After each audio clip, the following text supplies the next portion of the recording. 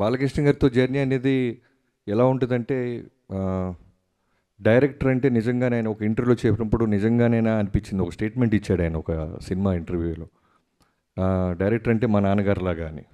నిజంగానే ఉంటుందా? ఒక డైరెక్టర్ నాన్నగారిలాగా చూస్తారనుకున్నాను, కానీ నిజంగా చెప్తున్నాను, హీ విల్ కమ్ లైక్ ఒక స్కూల్కి వెళ్తున్న పిల్లోళ్ళలాగా వచ్చి, నాకేం తెలియదు మీరు చెప్పండి చేస్తాను. గుర్రం ఎక్కంటే ఎక్కుతారు, తల నరుకంటే నరుకుతారు, కొండ మీద నుంచి దూకాలంటే దూకుతారు, ఎనీథింగ్ మీరు ఏం చెప్తే క్లీన్ వైట్ పేపర్. అలాంటి హీరో నేను ఇప్పటిదా చూడలే. అంటే మీకు అదే చెప్తున్నా కదా, నేను చాలా దాచుకోవాల్సి వస్తుంది, ఎందుకంటే చాలా ఈవెంట్స్ ఉంటాయి. నాకు తెలుసు ఈ సినిమా మా టీం అందరం చూసి చెప్తున్నాం, అన్ని ఈవెంట్స్ వస్తాయి, సెలబ్రేషన్స్. ఒకటైతే చెప్తాను, దాచుకున్నది యాక్చువల్గా మిడ్ నైట్ 1:30, 2 o'clockకి షూట్ జరుగుతుంది. 2 మీకు తెలియదు ఏం లేదు. జనరల్గానే యంగ్ హీరోసే టైర్డ్ అయిపోతారు, నైట్ షూట్ అంటేనే నైట్ షూటా అంటారు. అలాంటిది ఆల్మోస్ట్ 13 రోజులు 14 రోజులు ఒక ఎపిసోడ్ తీసాం. నైట్ 2 o'clockకి విపరీతమైన చలి, ఆ చలిలో గుర్రం ఎక్కాలి.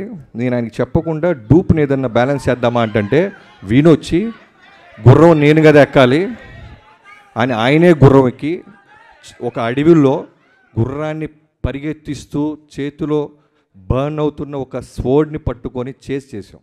ఒక చిన్న మూమెంట్ క్యాప్చర్ చేసాం. సో అది మీకు మీరే ఆలోచించండి ఎలా ఉంటుందో. అలాంటిది ఒక డైరెక్టర్గా విట్నెస్ చేస్తున్నప్పుడు ఒక హీరో చేస్తుంటే ఎంత కిక్ వస్తుందో మనకి. అది బాలయ్య గారితో స్పెషల్.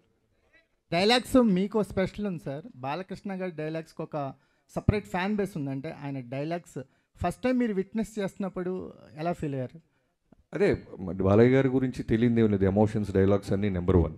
కానీ ఇందాక అన్నాను కదా, నేను వంశీ గారు మేమందరం టీం తమన్ గారు కూర్చున్నప్పుడు ఏమనుకున్నామంటే, బాలయ్య బాబు గారి మాస్ ఎలిమెంట్స్ అన్నీ ఉంటూ ఎక్కడో చిన్న న్యూ ఏజ్ కొత్త ప్రయత్నం చేయకపోతే మనకంటూ ఒక మార్క్ ఉండదు. మనం ఏదో ఒక గిఫ్ట్ లాగా ఇవ్వాలి, మనం ఏదో ఒకటి కొత్తది చేయాలి అనే ఒక మోటివ్తోనే చాలా మటుకు మాస్ ఎలిమెంట్స్ మిస్ అవ్వకుండా ఒక కొత్త బాలకృష్ణ గారి అవతారాన్ని క్రియేట్ చేసాం. డైలాగ్ డెలివరీస్ కానీ మీరు సినిమా చూసి అర్థమవుద్ది మేము తీసుకున్న కొత్త ఇన్వెన్షన్ ఏంటో. గారు ఇక్కడ ఇటు సైడ్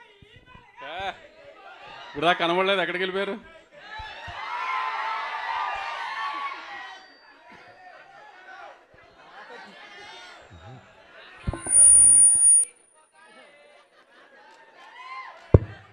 ఇక్కడ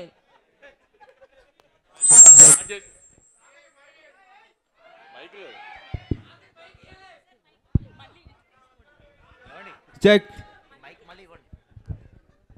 సాధారణంగా ఈ రిలీజ్ డేట్లు